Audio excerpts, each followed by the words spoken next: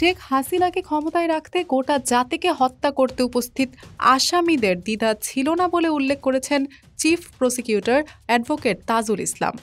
আজ সোমবার ছাত্র জনতার আন্দোলনে ক্ষমতাচ্যুত আওয়ামী লীগ সরকারের সাবেক মন্ত্রীসহ ১৩ জনকে জুলাই আগস্টের গণহত্যার মামলায় আন্তর্জাতিক অপরাধ ট্রাইব্যুনাল হাজির করা হয়।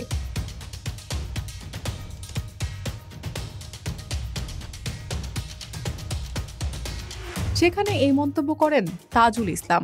আজকে শুনানিতে বৈষম্য বিরোধী ছাত্র আন্দোলন ঘিরে জুলাই আগস্টের গণহত্যার মামলায় সাবেক ৯ মন্ত্রী সহ ১৩ জনকে কারাগারে রাখার নির্দেশ দিয়েছে আদালত।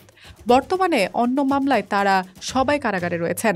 শুনানিতে চিফ প্রসিকিউটর বলেন, জুলাই জুড়ে চলমান হত্যা নির্যাতনের ধারাবাহিকতায় ৫ আগস্ট গভীর রাতে ছাত্র জনতার ওপর হত্যাযজ্ঞ চালানো হয়। আন্দোলনে অংশ না নিয়ে উল্লেখযোগ্য সংখ্যক শিশু হত্যার শিকার হয়। শহীদদের লাশ পুড়িয়ে ফেলা হয়। শহীদদের পরিবারের ওপর চাপ দিয়ে দ্রুত লাশ দাফন করানো হয়। একজন শহীদকে চিকিৎসার জন্য হাসপাতালে ঢুকতে দেওয়া হয়নি। ৩ ঘন্টা অপেক্ষা করে মৃত্যুবরণ করেন তিনি।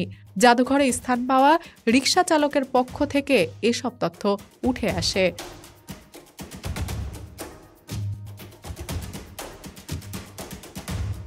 দৌলতী আখন্দ স্মরণ, বিডি আর্কাইভ।